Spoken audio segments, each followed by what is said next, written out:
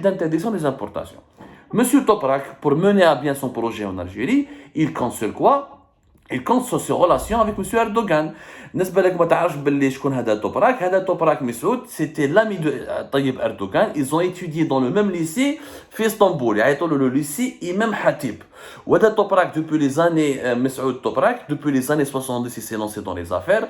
Il a commencé dans le textile, ensuite il a élargi ses activités dans l'immobilier. D'ailleurs Erdogan il a raconté publiquement une fois qu'il s'est disputé avec son ami هذا مسعود توبراك parce qu'il a construit des tours qui ont dénaturé le site historique et touristique d'Istanbul. Et Erdogan, il avait demandé quand il était Premier ministre à son ami de les démolir. Son ami a dit, je les ai déjà construits, ça m'a coûté beaucoup d'argent, je ne peux pas les démolir. Soi-disant, Erdogan ne lui a pas parlé pendant 5 ans. Et pour se rattraper, pour que M. Toprak se réconcilie avec son ami Erdogan, il s'est engagé à financer la construction d'un nouveau lycée sur le site qui a abrité l'ancien lycée qui a permis à Toprak et à Erdogan d'étudier ensemble. Et les amitiés qui font Toprak est très influent, très puissant en Turquie. Il a reconstruit, il a démoli l'ancien lycée dans lequel il a étudié avec M. Erdogan, où il a construit un nouveau lycée, au nom de Erdogan, Istanbul Recep Tayyip Erdogan Anatolian Imam Hatib High School. Il y a le nouveau lycée, le lycée qui portait, ou dans lequel a étudié Erdogan avec son ami Toprak, M. Toprak, porte maintenant le nom du Istanbul Recep Tayyip Erdogan Anatolian Imam Hatib High School. Il porte le nom même d'Erdogan. M.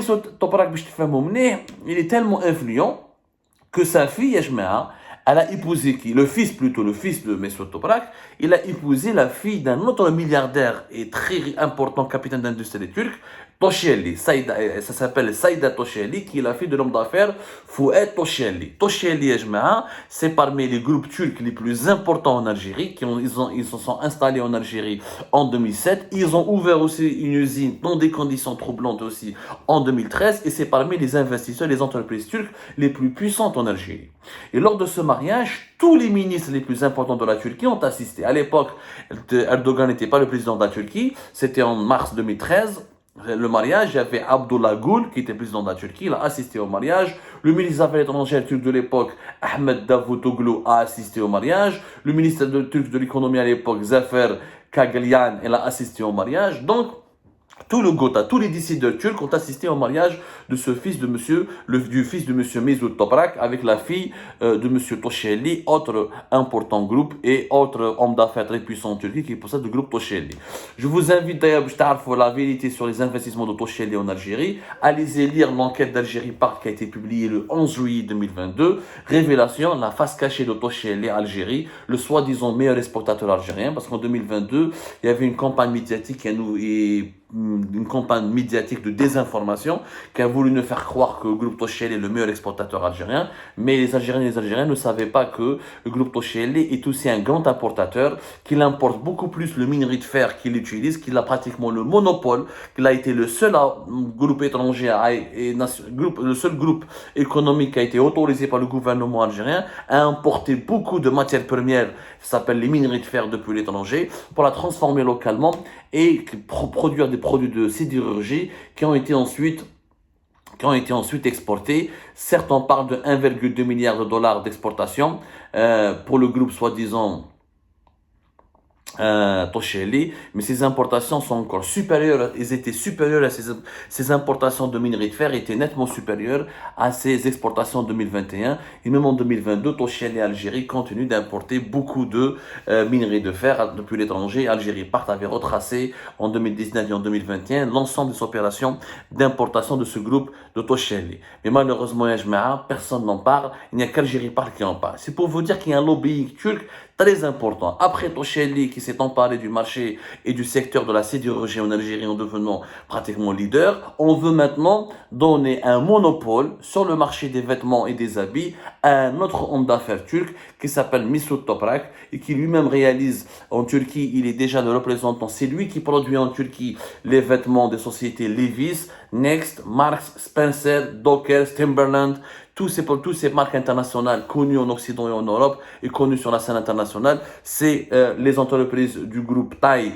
appartenant à monsieur Mr. Toprak qui fabriquent leurs vêtements et leurs jeans, notamment, qui y a d'autres marques importantes qui sont Polo, Ralph Lauren, H&M. Toutes ces marques internationales fabriquent leurs produits, leurs articles depuis la Turquie en partenariat avec les entreprises du groupe Thai, présidé appartenant à M. Mesut Toprak. Mesut Toprak, donc, qui profite de son amitié avec Erdogan. Vous connaissez toutes les relations d'Abdelmajid Tebboune et l'admiration qu'Abdelmajid Tebboune éprouve pour la Turquie d'Erdogan et les relations entre très puissantes. Algérie, on a parlé beaucoup, mais les lobbyistes, affairistes turcs et les dirigeants algériens, notamment dans le clan de M. Tebboune. Et aujourd'hui, l'opération, le projet le plus inquiétant, le plus dangereux, plusieurs experts le disent, était ce lobbying turc au sein du pouvoir algérien pour l'amener le pouvoir algérien, lui offrir le marché des habits et des vêtements, encore une fois un marché estimé à environ 4 milliards de dollars, ce qui est quand même très important.